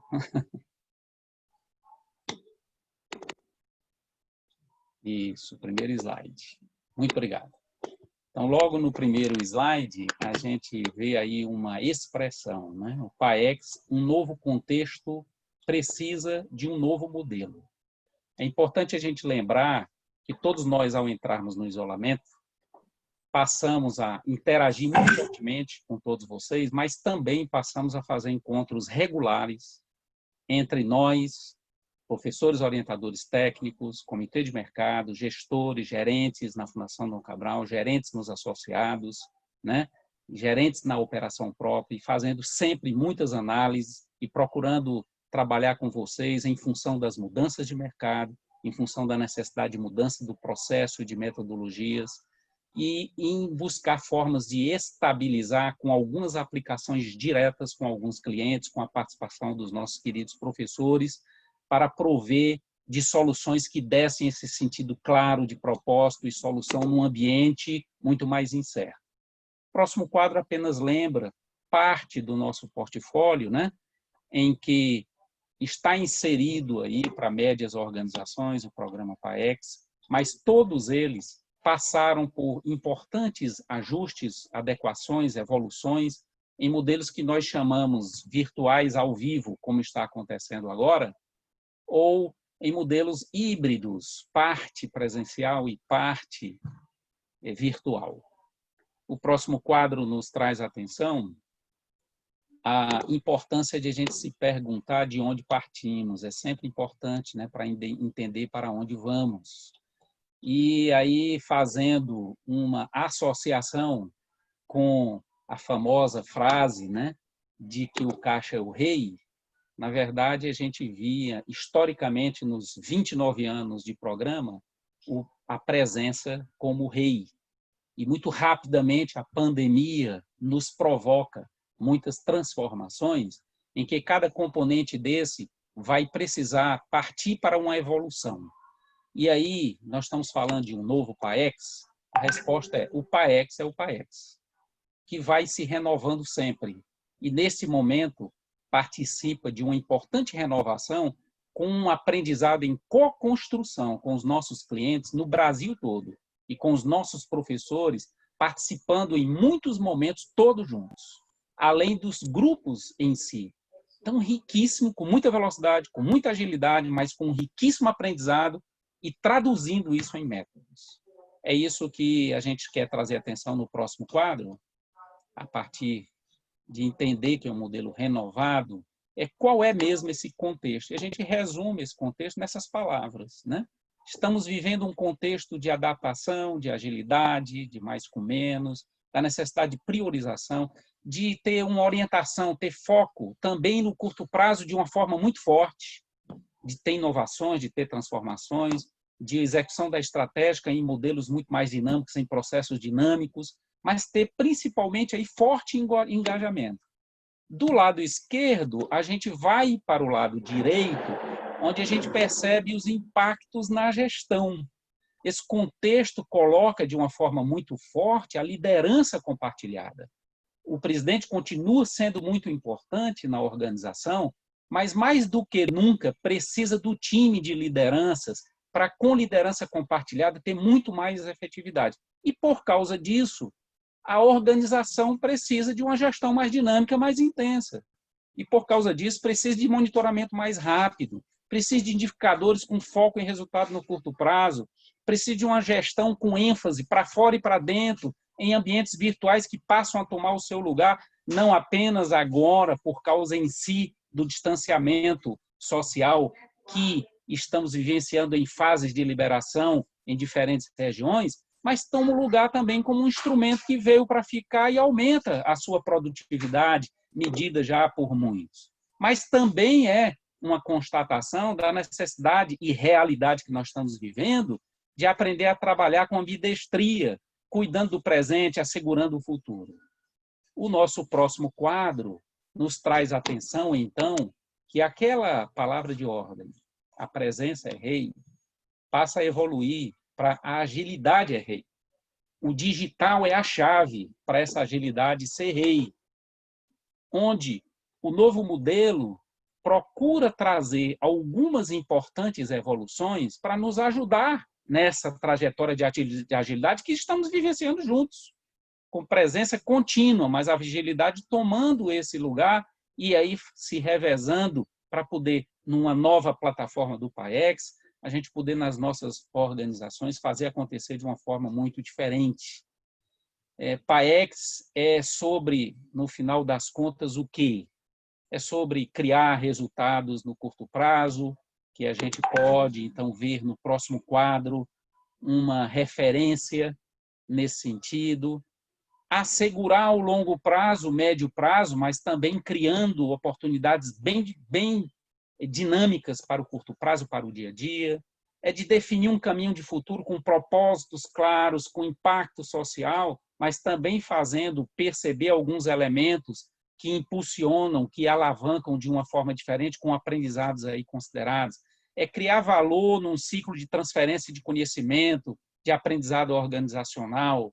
A gente vê aqui alguns desses aprendizados como performance, mas não só a performance, há também a resiliência, a flexibilidade como determinante, de trabalhar de forma mais cooperada em rede, de buscar tutorias, de ter um sentido claro de desenvolvimento, de ter solução de problemas para o dia a dia e muita agilidade.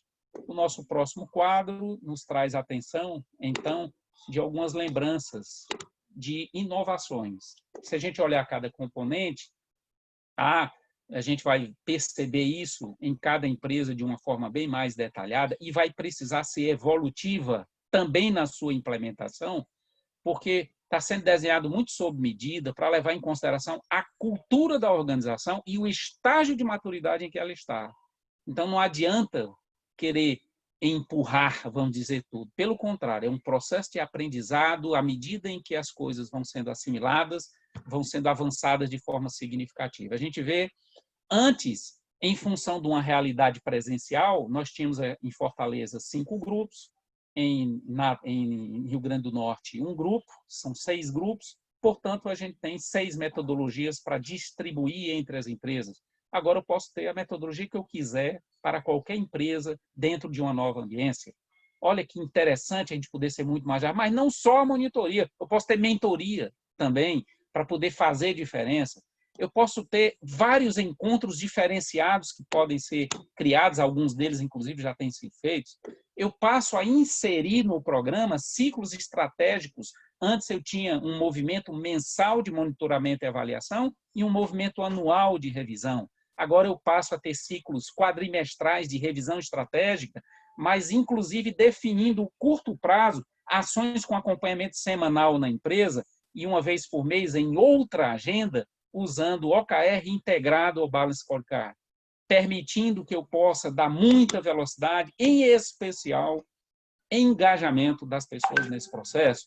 Eu poder ter um programa de desenvolvimento de dirigentes que é clássico, com as disciplinas básicas, considerada de altíssimo nível para todos que participam, mas agora eu ter várias modalidades de PDD, poder formar novos temas, inclusive o PDD digital, que também está pronto, eu, participando com modelo ao vivo, com diferentes quantidades de participantes, eu poder ter, a gente já vem vivenciando, e foi proposital de correr para fazer semanal, para aportar muito conhecimento nessa trajetória, para dar sentido e direção para as empresas, para poder nortear fases, né?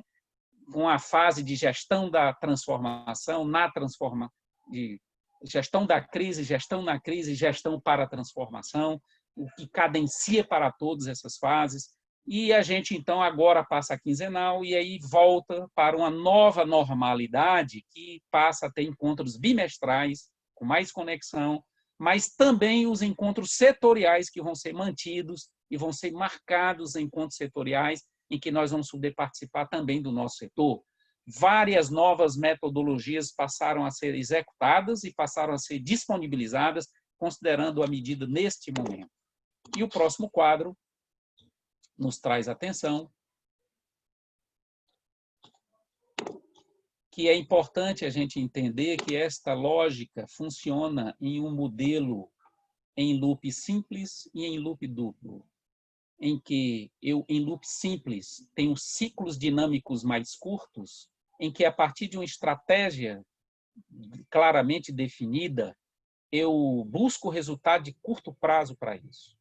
Em loop duplo, em que eu, a partir das premissas e estratégias implementadas para médio e longo e curto prazo com seus resultados, eu não apenas faço isso, mas eu posso questionar as premissas. E daí algumas reflexões nessas revisões foram inseridas, a exemplo de rever nossa proposta de valor, rever nosso modelo de negócio, rever nossa arquitetura organizacional como elementos importantes para essa revisão e poder ter, inclusive, um radar de impacto, podendo ser monitorado esse radar para, nos momentos de revisão, os insights que ele oferece, eu poder capturar e fazer adequações, ajustes, mudanças, inovações na minha organização.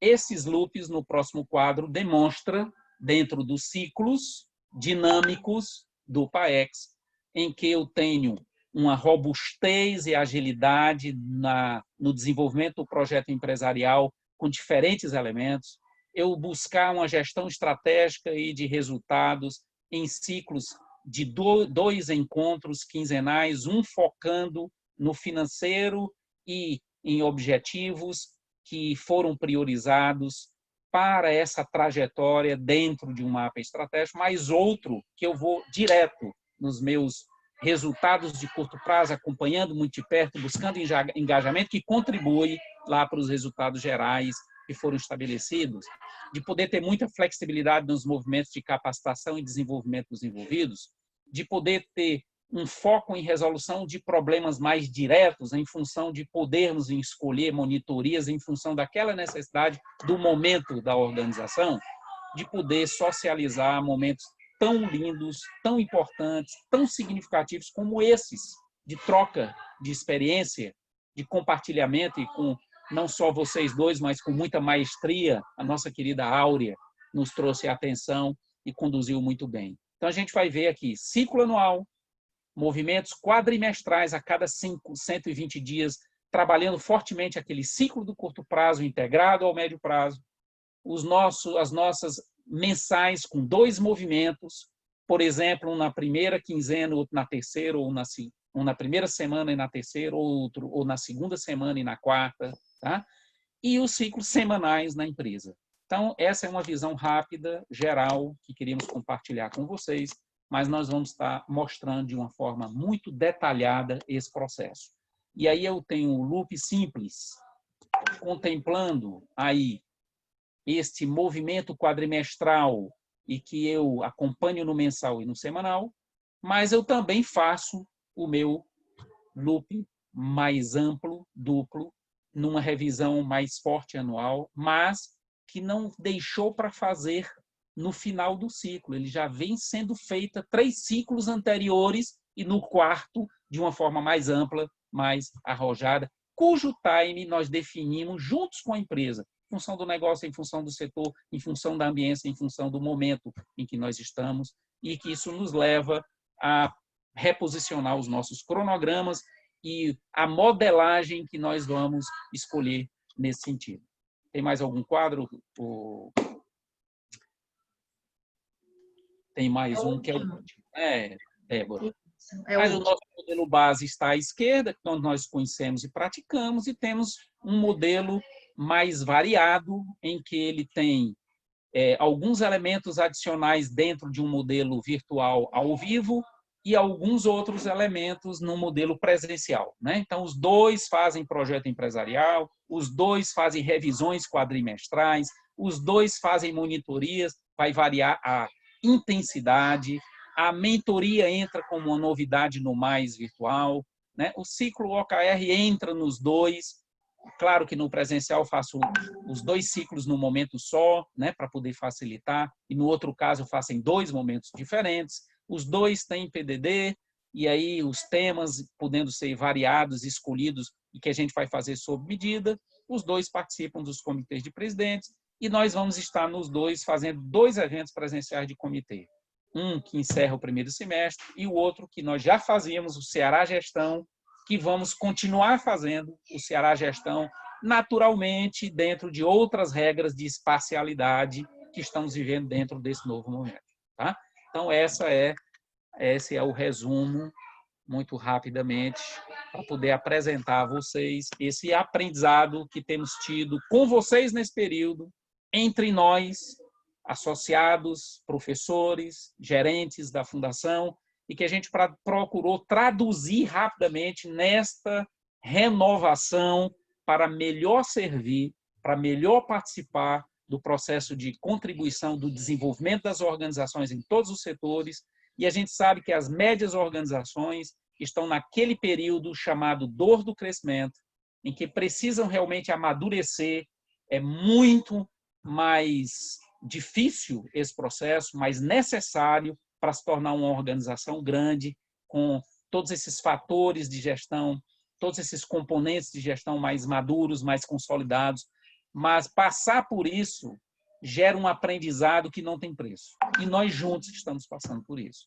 Temos um enorme privilégio de estar com vocês, vocês nos darem esta oportunidade de sempre estarmos com vocês nesse processo conjunto de aprendizado e a gente procurar trazer o melhor, em que a Fundação Dom Cabral, classificada esse ano como 9ª escola de negócio, melhor escola de negócio do mundo, busca sempre, como diz nosso querido professor Emerson, nosso querido presidente executivo da Fundação Dom Cabral, Antônio Batista, manter a humildade e, ao mesmo tempo, ter uma atitude muito forte de servir e, neste período, buscar serenidade, buscar seriedade e buscar muita atuação conjunta para sairmos muito melhores do que estávamos em vários sentidos, inclusive neste de tratar o ser humano como humano. É assim que a gente gostaria de encerrar esse momento. E se alguém quiser dos dois citar alguma mensagem final, podem expressar, porque em seguida nós vamos encerrar. Meu amigo Valdemar, estava me lembrando aqui, certo? Quantas crises eu já passei junto com você, viu? Foi. E eu gosto sempre de me lembrar desse tipo de coisa. Eu estou me lembrando aqui uma coisa que pessoas que nunca você deve esquecer. Quem te ajudou nos tempos difíceis, quem te deixou nos tempos difíceis e quem te colocou nos tempos difíceis, viu?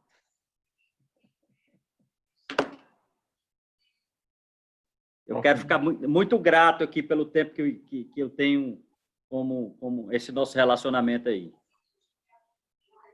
Tem me ajudado e ajudado a Bethânia muito, esse longo de 10, 12 anos aí de relação. Um abraço forte. Obrigado por mais uma vez. Estou animado com esse novo PAEX. Estava precisando mesmo. Já um modelo mais ágil, né? Isso. Rapaz, você me entalou. Estou com dificuldade de falar aqui, viu? Não, eu queria também agradecer o momento, agradecer a oportunidade e a troca de experiências aqui com todos. A gente não tem a história com vocês tão longa como a do Bruno e tão bonita como tantos que eu tenho certeza aqui, mas apesar de breve, a nossa história com todos vocês, ela é bem intensa e bem rica, né? Aqui, principalmente na pessoa da professora Érica e da Débora, um time bem especial que realmente conduz tudo com muito amor, com muita garra, buscando sempre fazer o melhor, instigando da gente o melhor, e realmente tem sido bem rico, né? E também queria falar aqui na minha palavra final a minha gratidão a Deus, que eu acho que tudo que a gente está vivendo e tudo é oportunidade que Ele coloca em nossas vidas, e a gente tem Deus muito forte dentro do nosso coração, e a última palavra é pedir que continue abençoando a todos nós aí nesse novo mundo. Amém.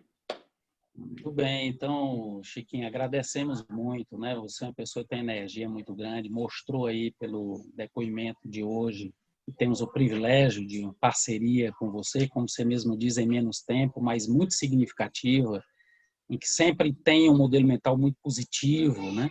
De suplantar as adversidades, e isso gera um aprendizado enorme para a gente, né? E também o nosso amigo Bruno, pela fortíssima relação de confiança, uma confiança de vínculo muito forte, diferentes trajetórias que a gente tem passado juntos. Nós temos uma Bethânia que é a mesma e é uma Bethânia completamente diferente, que passou a ser completamente diferente em vários períodos. E tivemos momentos realmente muito, muito críticos. E eu tive que praticamente rasgar um determinado documento porque não concordava, já há uma petulância. Essa petulância significa intimidade, né? Não deixar que o presidente tome uma decisão porque era importante que não tomasse aquela decisão. E a gente pega uma minuta de um contrato e rasga para poder dizer nós vamos resolver juntos isso e resolvemos juntos isso, né? Então a gente tem um convívio assim espetacular com você, toda a sua família. O Bruno Girão participou com toda a família do programa PDA, assim como várias famílias empresárias aqui presentes, né? E que também tem um significado muito especial. Eu diria que é o maior presente que a gente pode dar a uma família, a participação do Programa de Desenvolvimento Acionista Família Empresária, tá? Então, aos dois, a gente agradece demais. Eu só posso aqui encerrar me lembrando do Fernando Sabino, né? Quando ele diz que de tudo ficam três coisas, né? A certeza de que estamos sempre começando, a certeza de que precisamos continuar e a certeza de que podemos ser interrompidos antes de terminar. É isso que nós estamos fazendo todo dia. Obrigado, viu, pessoal? Show. Um abraço, professora. Um abraço, professor. Obrigada. Ai, Chiquinho. Um abraço. Boa noite, pessoal. Obrigada, professora. Obrigado pela noite tão especial Obrigada, que nós tivemos. Valdemar. Obrigada pela Foi lindo. oportunidade.